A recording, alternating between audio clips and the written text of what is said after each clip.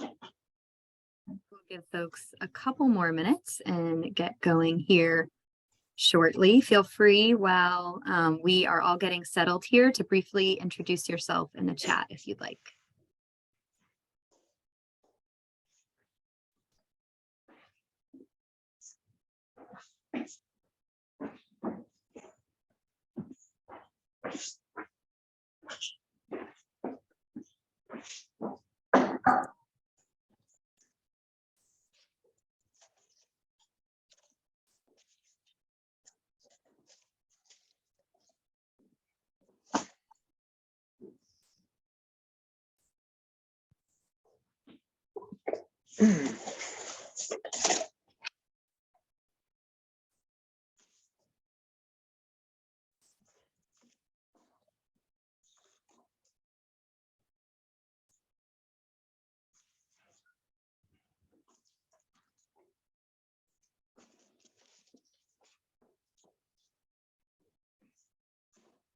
For those just joining us, welcome.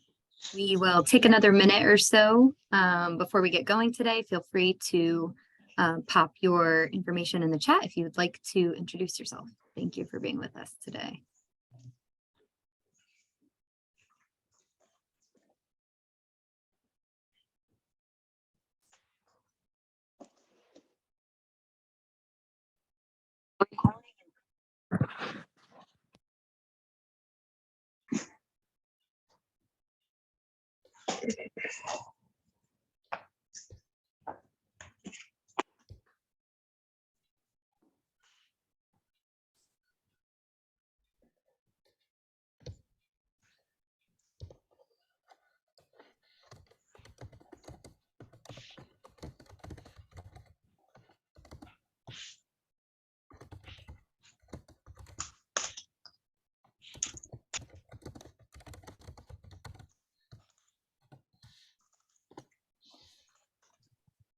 Wonderful. So we, as always, here have quite a packed agenda. So I'm going to get going at this point. We are, as you see, recording this. So we'll be sure to get this out to you for folks who may be joining us a little bit later here. Good afternoon, everyone. Thank you so much for joining us today. You may notice, first and foremost, that I am not actually Jennifer Davis Carey here, our Executive Director of Worcester Education Collaborative. I am Emily Dodge, our Deputy Director. I will be stepping in for Jen today and very glad to be with you all. It is I would say, reflection of the strong and robust community that we have here in Worcester that this many folks have shown up today, this afternoon in December, to take some time to think about Massachusetts standardized test, the MCAS. And we will not disappoint you here. We have a fantastic set of partners today who are going to provide some context about what the MCAS is, its purpose, and also give us a deep dive into the 2022 results with a focus on student groups of interest. So this is part of a series that is hosted by our Worcester Education Equity Roundtable. Many of our roundtable partners are joining us today. Glad to see you here. We are a coalition of organizations across the city that are working to align and strengthen our out of school time, in school time education ecosystem here in the city by aligning key programs, outreach, and advocacy efforts. And a key component of the work that we do together is hosting events like this. We have a number of other events and resources coming out. I know Julia will share some more information in the chat if you want to learn a bit more about some of our current projects. The goal of which is all to kind of build community capacity for advocacy and help to shape the development of a community-focused education agenda here that really centers our students with a focus on historically marginalized K-12 public school students in the city. So without further ado, it is my pleasure to begin our program today by introducing our first speaker, Laura Dziorny, who is going to share about the MCAS's history and purpose. Laura is the Deputy Director of the Rennie Center for Education Research and Policy. In that role, she oversees a variety of internal and external responsibilities, budgeting, human resources, board engagement, policy outreach. Prior to joining Rennie, she served as the Deputy Chief of Staff for Boston Public Schools and has also taught fourth grade in Nevada for a number of years. So welcome, Laura. Thanks for being with us today. Yeah, glad to be here. I'm going to share my screen so we can dive in onto this topic. But yes, very excited to be with you all today. We are going to go through the MCAS history and purpose. There's obviously far more than we can get through in the next 12 minutes or so. So I'll be trying to give some of the highlights, but really excited then to dive in further through questions and by hearing more about the topics that you all are interested in. So to get us started, just in case you don't already know the Rennie Center, I just put our mission up here. We are really about informing education decision-making through evidence of effective practice. So we obviously have been very much involved with and understanding and looking into MCAS results for many years, and also tracking, of course, the history of policy changes related to MCAS and similar trends around standardized testing, assessment, accountability, all of those pieces. So for the purpose of today, would love to just start off giving you a bit of a sense of where we've come from. And then when we get into the purpose and current debates, it'll be more about where are we now and where might the MCAS be going in the future, to the extent that anyone really knows exactly what's going to happen kind of down the road, particularly given the disruptions of the past 2 to 3 years with the pandemic. And then wanted to close out with just a very quick overview of statewide MCAS results, so you can get a sense for what happens across the state when it comes to MCAS with the spring 2022 administration of the MCAS. All right, so we're going to start with history, and we'll do a bit of a deep dive, but not as deep as it could be. Obviously, Massachusetts has a long history of public education going back about 400 years.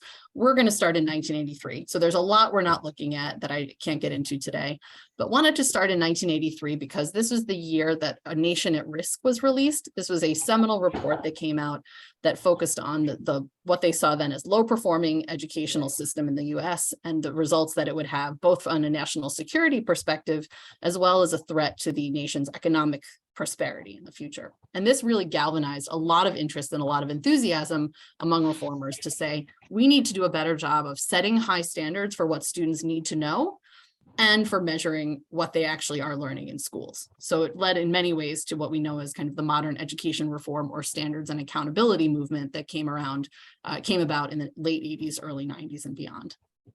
Another moment in that history that was worth noting is the National Governors Association Education Summit in 1989.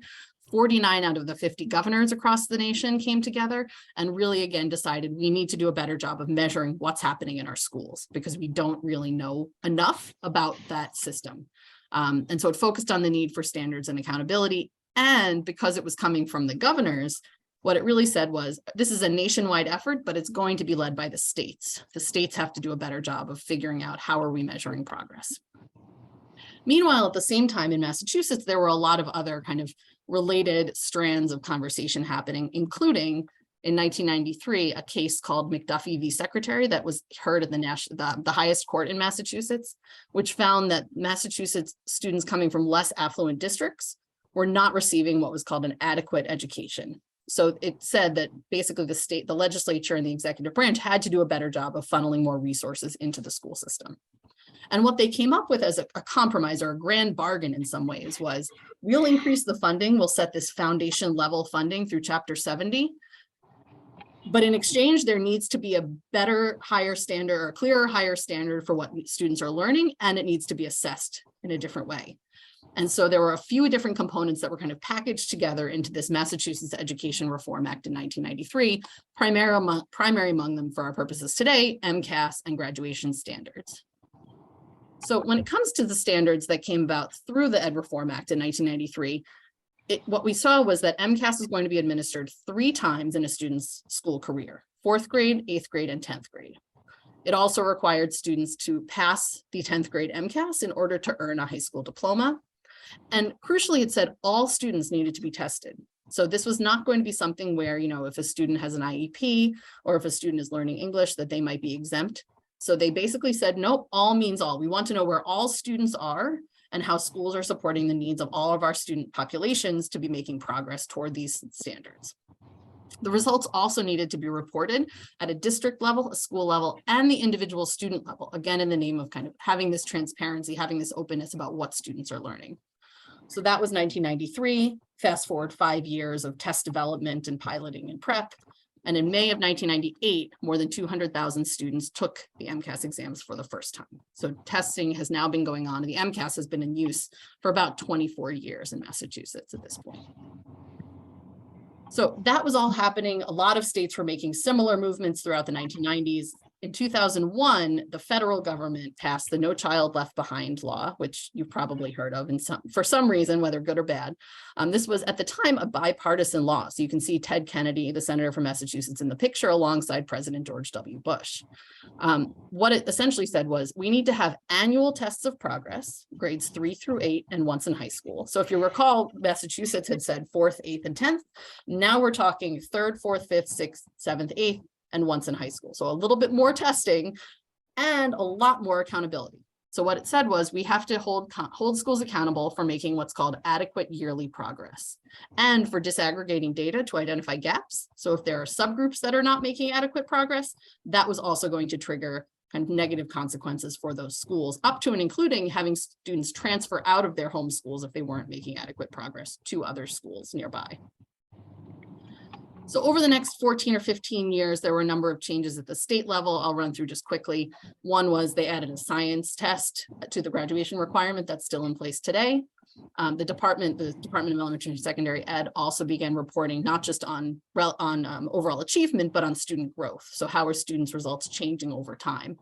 And then the third one here listed, also in 2010, there was a new law called an Act Relative to the Achievement Gap. That was a Massachusetts state law that codified a tiered accountability system. So if you have ever heard of schools that are labeled at that time level 5, that's chronically underperforming schools. And what it did was it said the state now has tools and mechanisms to intervene more dramatically in those school districts. So for instance, Lawrence was the first school district to be named chronically underperforming, and the state named a receiver to take the place of the superintendent in Lawrence to oversee that school district. Of course, that receiver is now the commissioner of the Elementary and Secondary Education Department, Jeff Riley. So that has roots in the 2010 Act Relative to the Achievement Gap in terms of the work that he did in Lawrence and what he was able to the types of mechanisms that he was able to put in place there. So at the federal level, the next big change was 2015. And this is really the most recent kind of federal level implication for MCAS. So the Every Student Succeeds Act was the next generation of the No Child Left Behind. It replaced No Child Left Behind, but it kept in place a lot of the same assessment requirements. So there is still, and there remains to this day, a requirement from the federal government that states test students annually in English language arts and math, grades 3 through 8, and once in high school. So again, that's a current requirement for states. At the same time, while it maintained the testing requirements pretty much as they were, it very much changed the requirements around accountability. So whereas previously No Child Left Behind had required this adequate yearly progress that proved unworkable in practice and really led to a lot of kind of patchwork solutions to make way for waivers and other sorts of things because schools weren't able to make the adequate yearly progress that was required under the law. Instead, it said states now have more flexibility in how they're measuring progress and holding schools accountable. So there are certain required categories of must be in place for an accountability system, such as achievement measures, growth measures, and high school graduation. But states also have to use something in addition to that, outside of test scores, that looks at school quality and student success. In Massachusetts, that is chronic absenteeism rates, as well as advanced coursework completion for students in high school. So just very quickly, in terms of the accountability system today, the state has moved away from kind of level 1 through level 5 being the classifications. Now what they do is they say 85% of schools are classified as making adequate progress, essentially. So meeting or exceeding targets or moving toward those targets. The other 15% of schools are going to be classified as needing either focused or comprehensive support to be able to make that same progress toward targets. However, Due to the pandemic, this actually hasn't really been implemented in the last 3 years. So this system that I'm describing here for the state accountability system under ESSA, the Every Student Succeeds Act, really has not been kind of the state's function. In fact, what the state has said is that the 2022 results, which you'll hear more about soon, are the baseline for the future accountability measures. So we're essentially setting the bar, and then we'll be measuring progress based on that from in future years. All right, so now we've done a whirlwind tour of the history of MCAS. Just want to sort of quickly give an overview. Why did MCAS come around? What were some of the reasons that people gave for the standardized tests to be so necessary? And what is the current status of those debates around those requirements? So we've already covered a lot of these and just kind of understanding why people said tests were so important. Really, the big picture one was we need to have a shared understanding. There needs to be transparency. There needs to be kind of clarity at all levels, from parents to schools to teachers to state policymakers, of whether students are actually mastering the standards they need to succeed in college and careers, and how schools are supporting that progress, or how are schools not supporting that progress in many cases.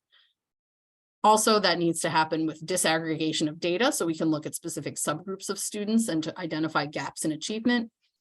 Parents need to be aware of and understanding how their students are performing. And schools and districts need to be able to use this information to drive instructional improvements. That was envisioned as the purpose. That was the vision for MCAS. What I think you'll see now is a lot of people from a lot of different perspectives have questioned over the last 24 years or so, questioned whether that vision is being fully implemented through MCAS. So while the vision is certainly that there's a shared understanding of what students know, on the other hand, you'll get a lot of people arguing that tests don't do that. A test can't capture what a student actually knows, especially where there may be cultural or linguistic barriers to accessing the information and being able to demonstrate it appropriately through the test. Disaggregation of data certainly is helpful to understand where there are gaps in achievement. On the other hand, what we've seen over the entire time that we've been implementing MCAS is that communities that are more wealthy, that there's more community wealth within households, do better on MCAS. That's not a fleeting kind of transitory phase. This has been completely consistent over the course of the history of the MCAS. And so what you find is then the communities that tend to do better on MCAS, tend to be wealthier communities, do not kind of have punitive measures imposed under the state accountability system. Communities that are less wealthy, that tend to serve disproportionately more students of color, are also more likely to have state intervention and oversight under the accountability system. Moreover, while MCAS is meant to say, well, let's give parents an annual update on student progress, it's what we've heard in many cases from parents is it's confusing and they don't really know what to do with the MCAS results or how to use that to support student learning going forward. And finally, schools and districts can in many cases use MCAS to drive kind of big picture improvements, but the scores actually are reported too late in the year for teachers to use it to actually make instructional changes for the students in their classroom. The students take the test in the spring, the results come out in the summer. The teacher is not working with the same group of students. So just very quickly, questions about the future. Again, I don't have the answers to these, but essentially big picture, how will the timing and format of tests change, especially with changes in technology? We don't really know, but DESE is working on things like a performance-based pilot. There's been some talk about maybe making changes to increase the speed at which schools and teachers receive the results of the test. What is the future of the graduation requirement component is a big question. The Board of Elementary and Secondary had recently voted actually to raise the score required for high school diploma. On the other hand, Massachusetts is actually in the minority of states that still require a test for graduation. So most states have gotten rid of the standardized testing requirement for graduation or for a high school diploma. And finally, what will the pandemic effects be? We don't really know. Again, this is here as a baseline, so we're not entirely sure what's going to happen down the road. So I just want to take a minute or so before we get into the more specific district results to look at the statewide results from the MCAS. And the big picture trends here, number one, continuing declines in English language arts across the state. So the pandemic really resulted in a drop.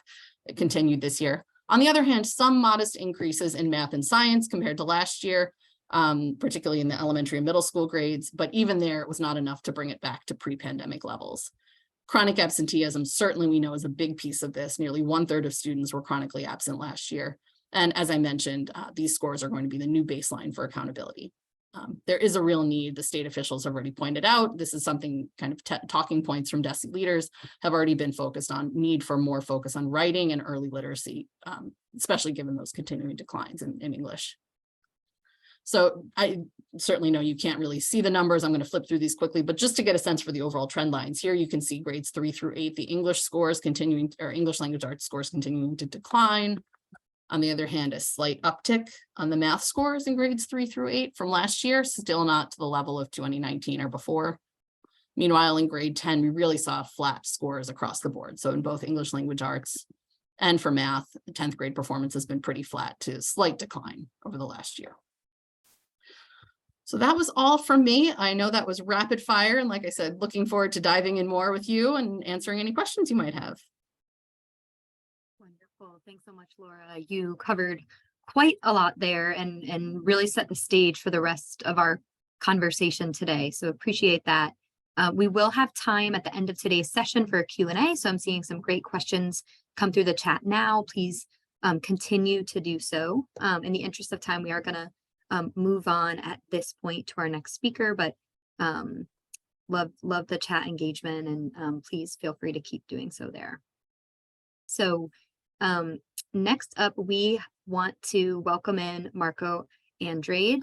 He is the Director of School and Student Performance at Worcester Public Schools. And in that role, he manages the district's research portfolio and communicates key data and information to education stakeholders.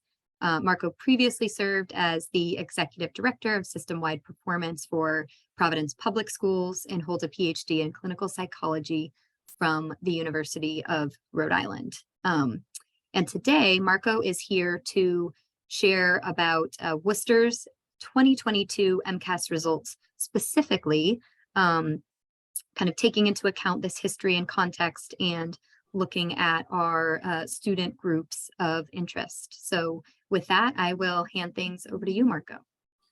Thank you so much, Emily. Appreciate the intro. And hi, everybody.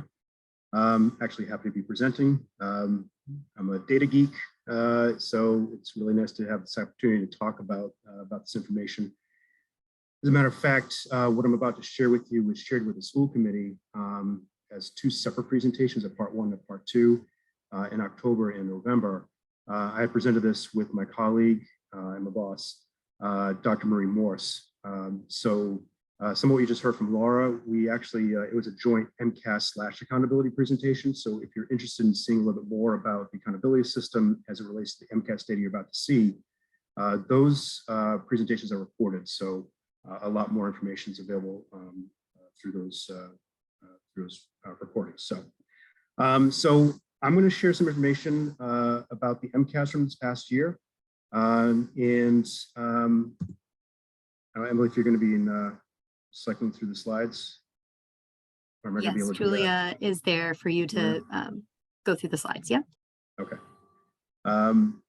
So I'm not going to spend like super long time on the different slides, but I want to make sure to give you a chance to see some of the graphs and whatnot.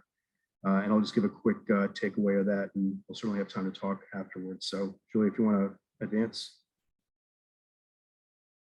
Just a quick takeaway, and Laura had mentioned some of these things from this past year. For ELA, there wasn't an improvement or a bounce back that we were hoping coming out of COVID. The writing scores were actually the lowest they've been, and they were low statewide. So DESE had actually noted that they were historically low. We did see a bounce back in mathematics, but it was not to pre-pandemic levels. And then on the science side, there was a slight increase for some of the grade levels, but for students in high school taking bio and physics, they just moved to the next generation standards. So that was like a kind of a first administration of that assessment. So the next slide, please.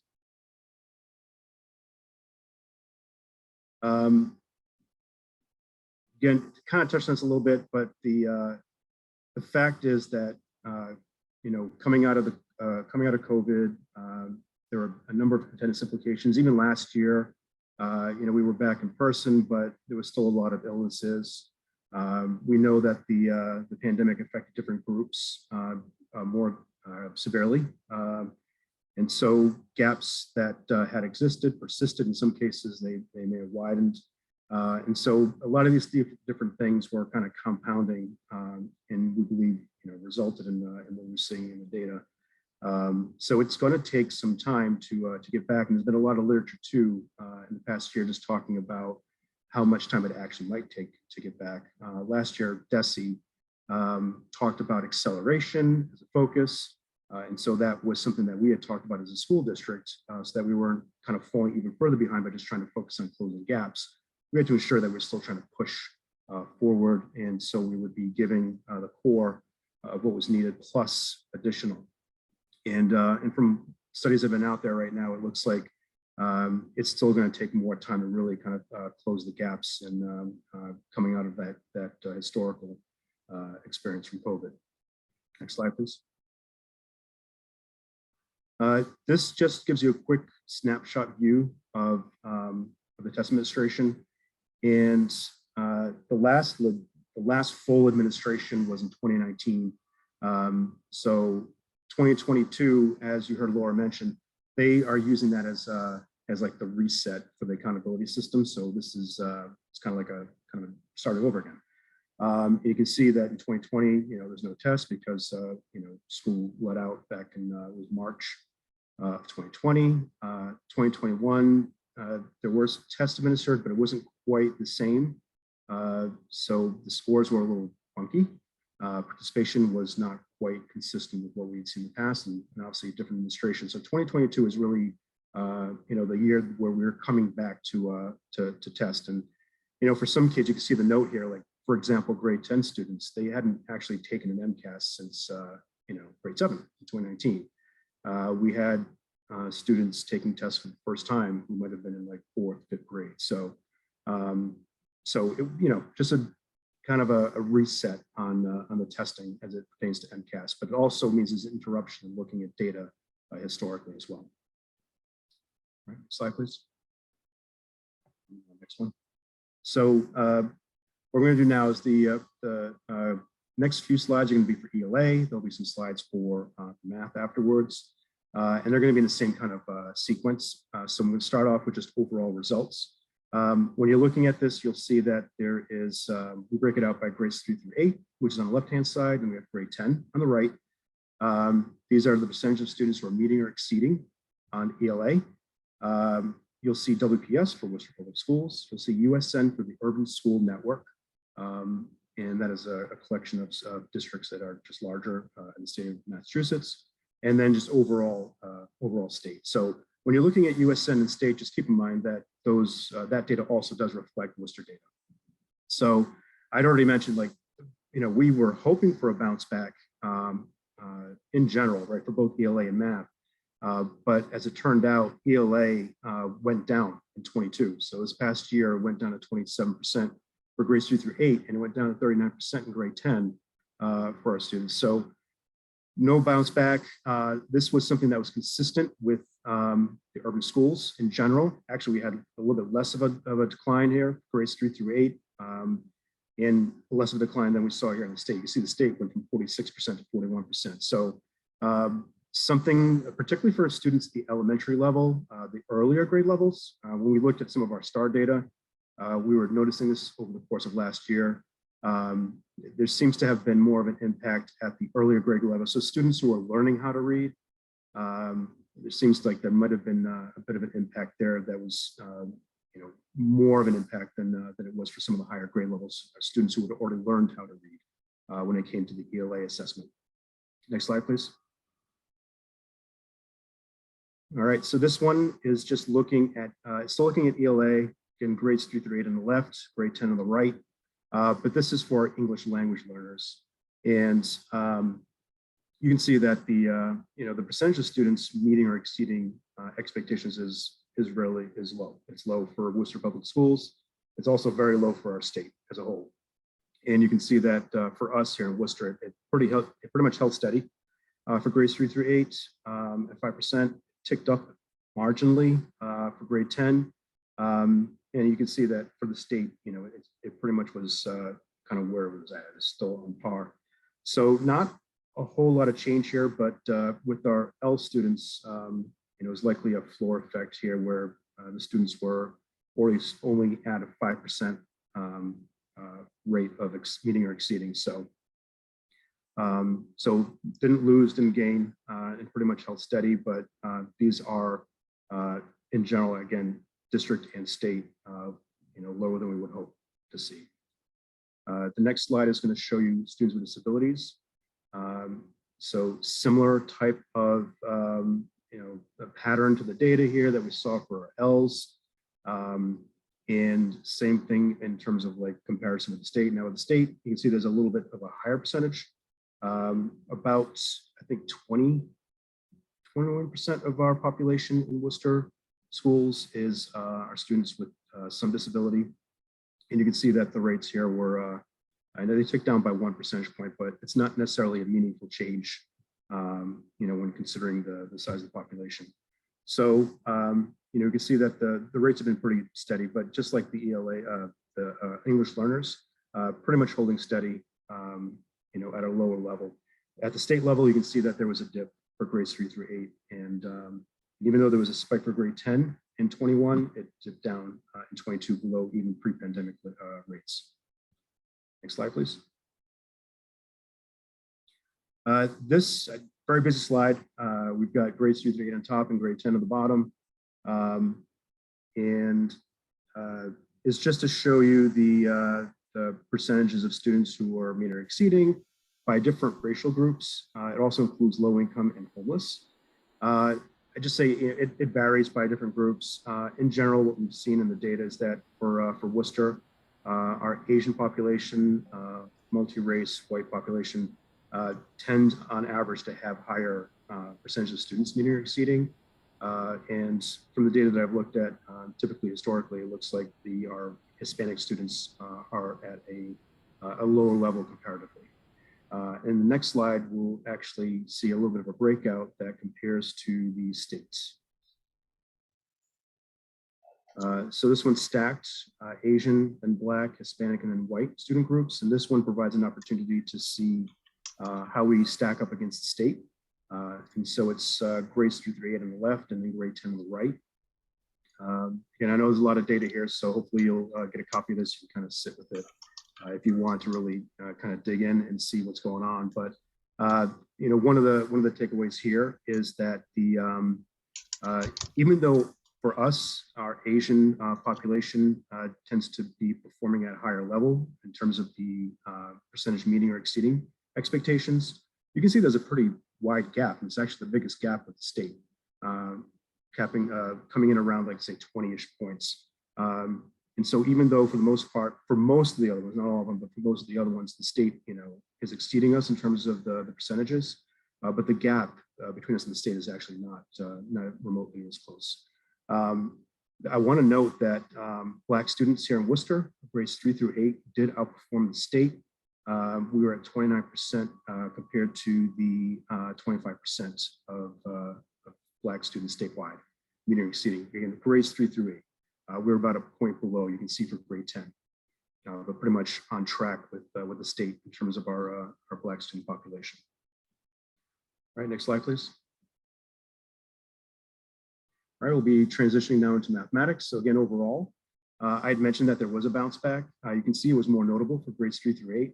So kind of flipped from what we saw for ELA in terms of the grade levels. The earlier grade levels, actually, I was noticing bigger gains in mathematics. And you can see that we had gotten down to lower 15% coming out of the pandemic in 2021, but then we jumped up to 23% in 22.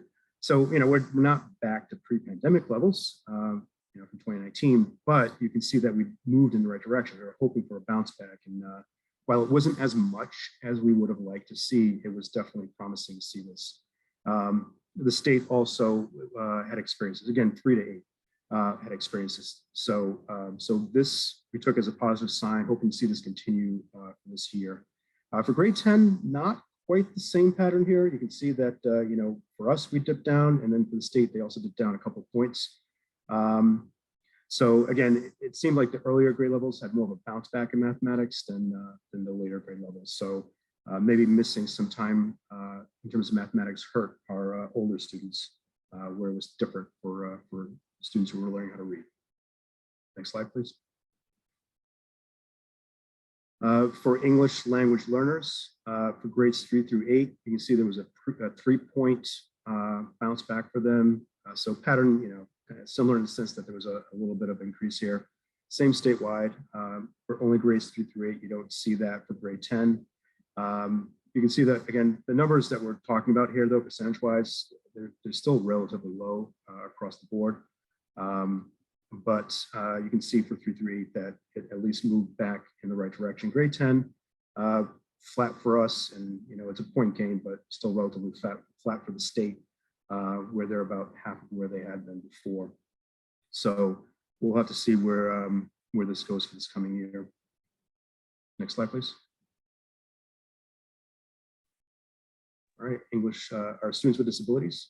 You can see that there was a 2-point gain for 3 through 8, a point gain, and again, both WPS and state in grade 10.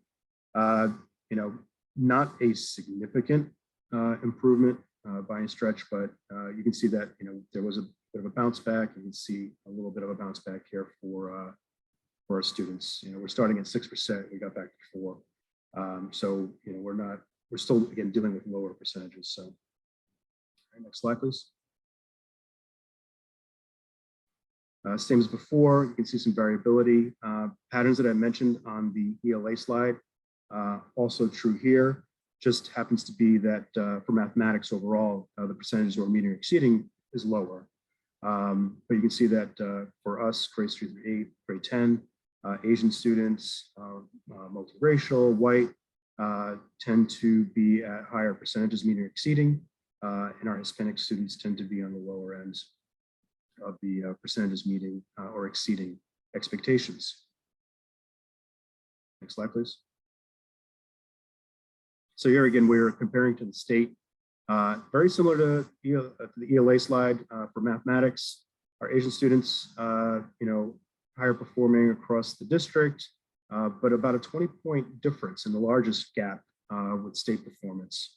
And then there was again, similar to ELA, there's a higher percentage of our Black students in grades 3 through 8 scoring as meeting or exceeding expectations in the state. So that was that 21% versus the state's 19%.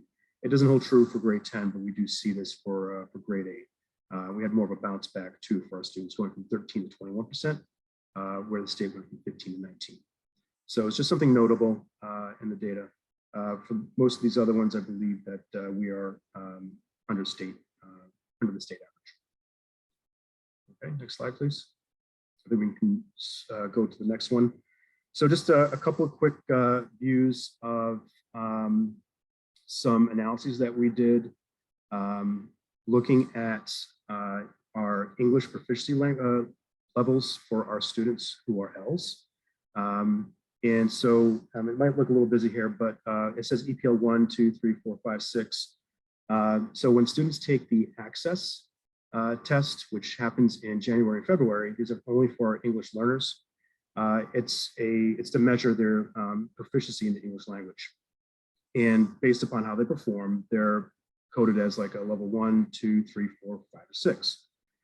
Typically, when you get to a level 3, that's when you have enough of a handle on the English language to be able to access the content. And so it shouldn't come as a surprise that when you're looking at this graph, EPL 1, 89% of the students on ELA were not meeting expectations on the MCAS. And our Ls, who are EPLs 2, 82% of them were not meeting expectations on the MCAS. So you can see how that goes down to kind of like almost a 50-50 split by the time we get to the EPL 3. Now you're getting EPL 4, 5, 6. Now you're talking about students who are have enough of a handle on the English language that they're basically getting to a point where they're meeting criteria where they might actually be able to exit from L services. So what's the point? The point is that, our students who are learning English are taking the MCAS assessment. Those who are not taking it are typically students who are brand new to the country, like within a year.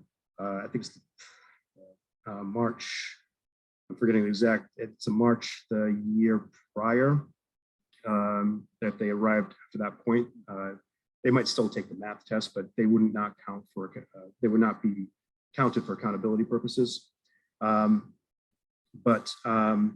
This is just to give a sense that, you know, these students are taking the test, and even though there's some accommodations, students with limited English language proficiency are not able to access the test as well as those who have more English language proficiency. And so you can see how the performance on the test gets better, right, in terms of percentage of kids who are partially meeting and exceeding as their handle on the English language itself improves. Now we're only looking at about 3,000 kids with the access. We're testing roughly 7,000, 7,500 students. So these are kids who happen to have both scores. So we're not looking at the full spectrum of the population. All right, we can go to the next slide. I want to just take a look at this again, but it's with mathematics. And you can see the similar pattern. With math, there is a little bit less severe, I guess, percentage not meeting. And EPL 1, EPL 2, you can see that there's a little bit of a higher percentage of kids who are partially meeting. I know somebody had noted that it was not, the test is not available in math. The math test is no longer available in Spanish. So you can see the patterns the same in terms of the EPLs. It's just worth noting and seeing that this is, you know, true for certain students. In this instance, there were 3,000 students who had both the access scores from last January and took the MCAS, you know, grades 3 through 8 and 10 in March, April, and May. All right, next slide. And one more. Okay. And last data slide here is just looking at L performance by race. So these just happen to be the groups that had percentages meeting or exceeding, and a large enough sample to look at. So you can see by race, you know, we've mentioned that for just in general, looking at math and ELA, that our students who are Asian tended to be having a higher percentage of students meeting or exceeding. Here, specifically looking at our L's, we can see that, for example, you know, grades 3 through 8 for ELA, 3 through 8 for math, and math of grade 10, that's still true, but not for grade 10 in ELA, where we have our Black students with the highest percentage. And they're also, for our Black students who are L's, you can see that for ELA 3 through 8, and then math grade 10, that they are also second highest percentages of students who are meeting or exceeding. So there's a little snapshot view of our L's by different racial groups to see how they might perform. No, this does not include former L's. These are only students who are either receiving services or waived services. So that was the last slide I had for with any data. Again, hopefully you can get a copy of this. And as I mentioned, we had Marie and I had actually gone through these slides. There's a couple extras in here that weren't in the ones that we presented to the school committee, but those are the data slides. And then last one, if you can hit it one more time. This is the slide that Marie had shared with folks, so I will try to do justice to this. But you know, inevitably the question is, well, you know, so what do we do? What comes next? And there are a number of things that are going on, including like the high quality teaching and trying to ensure that we're getting materials out to the schools. We're working on, and we just literally met on this today. We're working to identify a new elementary ELA curriculum. So we've been beginning that process of vetting things, and we're going to be looking to pilot. We need to focus on writing. The writing, as I mentioned, was historically low across the entire state. And you know, we have different ways of looking at the MCAS data, and it was really low. So some of our schools have identified writing as their key priority for this year, and have gone forward to trying to acquire programs or products or approaches around writing. And from a district perspective, Worcester Writes was packaged and put together and put out to the schools as well as a way to help with writing for this year. There's been work around the MTSS and that documentation this year. Supervision and feedback and coaching. Dr. Andrade, if you've had an opportunity to hear some of the things that she's been talking about, and she's got very specific projects that are going to be underway this year. Supervision and feedback is one of those key projects. And so trying to, take some of the walkthroughs that are done and focus in on some, what are the best practices, what can we be doing, and trying to reinforce better practices. The Portrait of a Graduate happens to be a group that I'm on. It's another one of those big projects that Dr. Manadas has identified. So we are re-envisioning that, and we want to be able to say, when a student graduates from Worcester Public Schools, what are the skills and the things that these students should be able to do? Kind of getting beyond like just saying, well, a child's proficient on the test. Trying to get beyond that to more of like skills and kind of the ideals of what will lead to students being prepared for life. There's also a wellness task force, so focused on social emotional learning and trying to help students be regulated. We know that when we came back, that particularly for kids who might have missed out on some key years developmentally of socializing, that things weren't quite where they would have normally been. So the wellness task force, it's a project that is or a group that's getting together to work on initiatives in that arena. And lastly, just strengthening L and students with disability, strengthening those efforts district-wide are things that are going on. So I know there's some work focused on from those departments within the district to try to turn the dial and try to turn things up and do what we can to produce better outcomes for our students, particularly our L's and our students with disabilities. So that's what I have for you today. And I look forward to any questions you might have. Thanks so much, Marco. Excuse me, I saw that there were quite a lot of questions in the chat, so I'm hopeful in the next couple of minutes we'll have a chance to get to some of those. I, like you, am also facing the season of being sick here.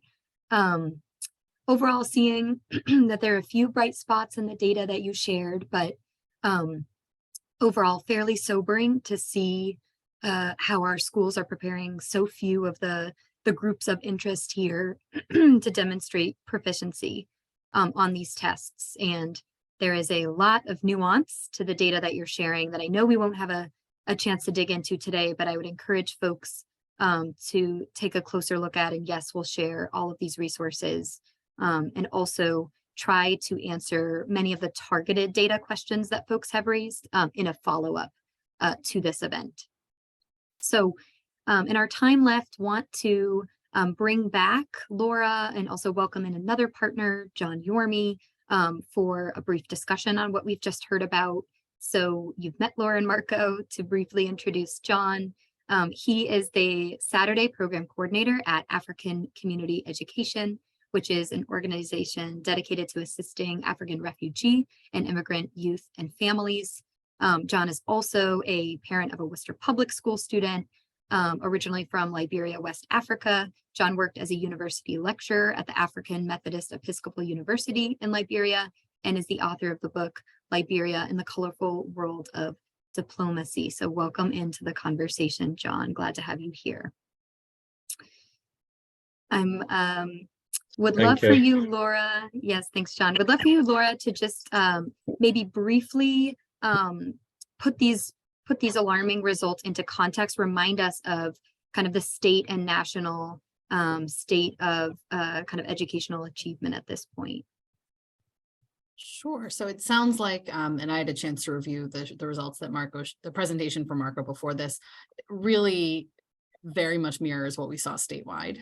Again, kind of the decline in English, the particular focus or need for focus on writing, as well as early literacy, just because we know for students that maybe missed kindergarten or had kindergarten interrupted at the end of their kindergarten year or then were remote for a portion of the following year. It's just very hard to come back from that when you're talking about a third grade MCAS. There's not that much time between kind of the disruption that they experienced in their earliest years of school and when they were taking the test this year. So, both not surprising to see that, as well as certainly points to urgency to continue focusing on those areas, as well as then in the more advanced math classes, where you really saw continued declines.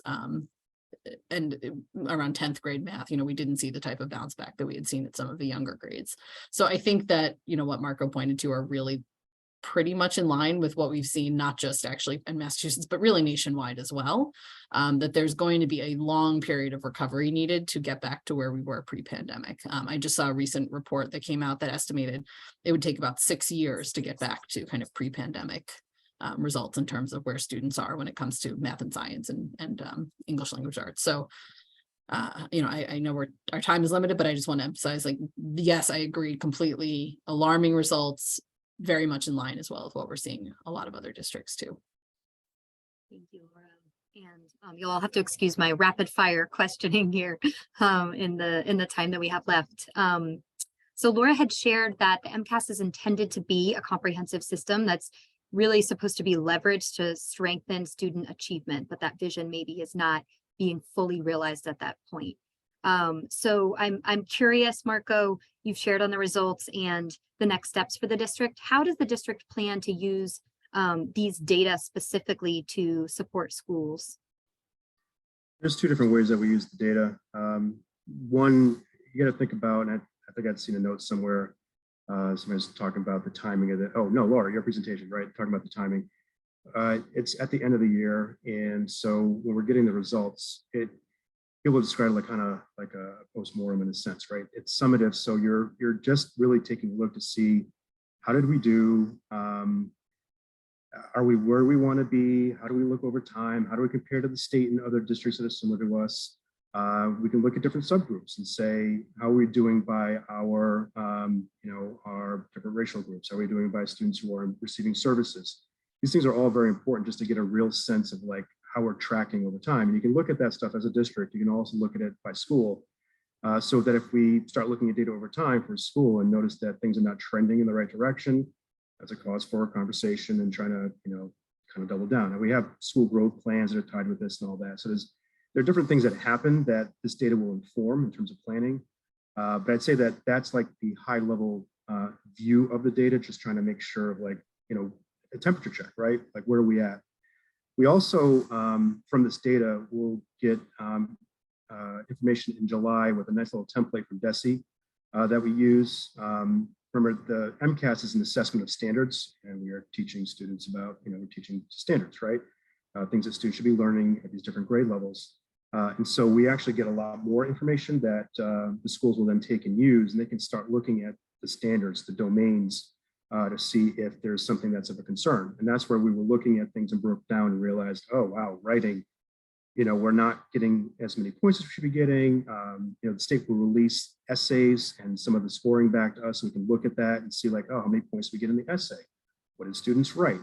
So there's opportunities to actually dig a little bit deeper from that perspective at a school level, to think about, what did we instruct? What's our scope and sequence? Did we teach this at the right time of year? Maybe we need to enhance this or that. So that data is still, even though it's coming a little bit later on, it still provides an opportunity for school teams to kind of dig in, think about what was done, and think about what might need to be done differently. The teams will meet and really plan for changes that might need to be made. So again, the MCAS is kind of used in two different ways, as I just mentioned, kind of really high level, and then you've got the school level with some of these standards and domain level scores. Even looking at item types, we can get some of that data from. We'll get some of that data in July. Okay, so really thinking about applying it for the following school year at this point is the way it's used. It's a summative, it's a summative assessment. So you're looking at things at the end to make a determination about how things had gone, and then you can still use it to plan for the following year. It's not, the MCAS is not built as an interim or something that's more frequently administered that would allow you to make adjustments along the way. It's just not built that way. And John, wearing both your hats here as a parent and as a youth development professional, how do you use or interact with MCAS data? Thank you. Firstly, from the perspective as a parent, I've been very opportune to have my son do their MCAS in 4th grade. So the first thing it brings about is how the students have retained some of the things they've learned before going to that class. Like if you have had a person in 4th grade must have had previous education from say first, second, and third. So how must that student must have retain that the retention level is proven through some of the results they have. And another thing it brings about is how confident the students are to perform outside of their regular everyday classroom space because they have like a connection with the instructors every time they work with the instructors on projects is a little different from going to a public space where they interact with different people at different levels. So it brings about a kind of validation on what they've learned or where there could be further need for investigation. That is from the perspective of a parent. So from the context of, say, a youth development practitioner, I have mostly worked with immigrant and refugee populations from Africa. So you will understand most of these people are either learning English for the first time or have some set of say, language of different backgrounds, like multilingual in many ways. So coming to the US present a whole different picture of, say, how do you do, say, composition in the context of the US educational system as compared to the African system, which is basically like telling the story and just narrating and giving an account of it, not like doing elements of a story, talking about the setting, talking about a critical analysis of how times have changed within the particular story, making these comparative analysis. So if you had a student went to the MCAS, it tends to give an opportunity of a fair assessment as to where you could support that student or the set of students more. Like in the case of ACE, if you found out that there's a consistency in say the ELA for students and the MCAS is proving that. So in our program, we start to see how we can do more support of ELA in the program as compared to other activities. So it sort of validates the need for more support, basically at the level of, say, support for these students who are basically struggling with, say, communication. So if we went to the program, we are telling how experiences from the classroom can be compared with the MCAS, and based on the corroboration, we know that definitely there is a need in certain areas, and mostly it has been with ELA.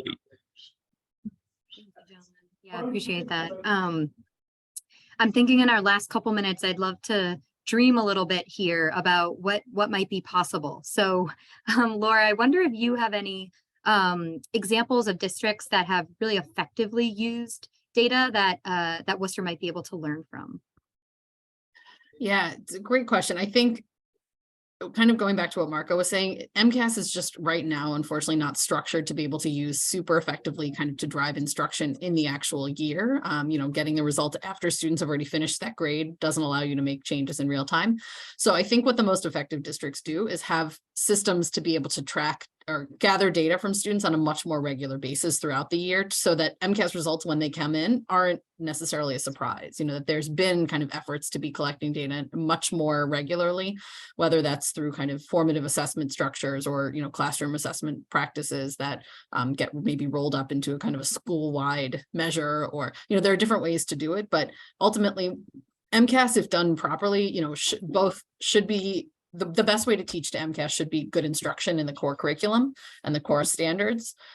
Similarly, the best way to kind of prepare for MCAS should be collecting data regularly so that results are not a surprise, but are very much in keeping with what we already know about where students are and where their gaps need to be made up. So I think it's a little bit hard to see using MCAS by itself as a way to drive improvement. Obviously, there needs to be a deep dive into which standards are schools not meeting adequately, the way that there was, it sounds like with the writing instruction piece, it needs to be looked at for certain schools or grade levels. Where can we make improvements where we're not really getting students where they need to be? But overall, it's one piece of a much more broad, comprehensive set of how are we using data and how are we thinking about how do we know what students know? Thank you.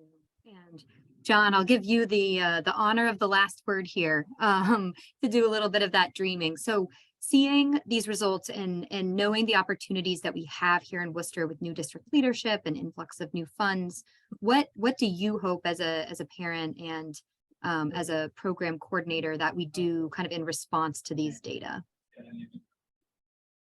Yeah, thank you. There are a lot of opportunities.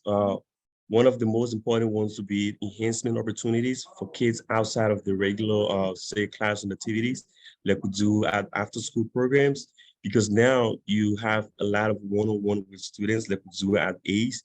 They are more confident. They are more, say, open in the space. You saw there are different kinds of groups. You saw the Latino, for example. If you went at a Latino center, for example, you're going to have more level of, say, sense of belonging and acceptance, and students will more like sort of grab some of these things much more easier than that of the regular classrooms.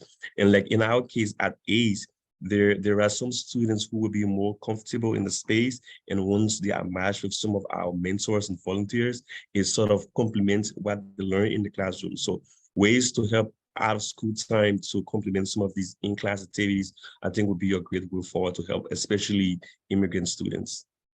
Yes, thank you for raising that, John. I think it's so important that we're looking at what's happening in schools, but also think more inclusively about what the education of our students looks like and expand that to be inclusive of out of school time learning. So that's as much as up on my soapbox as I'll get on that as I run the out of school time initiative that we have here at Worcester Education Collaborative. But with that, I do think we will have to say goodbye for today. I appreciate you all. Thanks so much, Laura, John, and Marco for joining us today, and everyone for being here and giving us some of your time this afternoon and raising some excellent questions. I know without time to address those during the presentation, we will plan kind of a comprehensive follow-up that will allow us to address each of those questions. And we look forward to continuing this series in January. So please do stay tuned. The Roundtable will have more events on the MCAS, and we're also curious to understand, what does this leave you wondering about? What other information do you want to know about the MCAS? So please feel free to reach out with specific thoughts there. And with that, I will say thank you and hope everybody has a safe and restful holiday break. Appreciate your time today. Thank you. Thanks, everyone.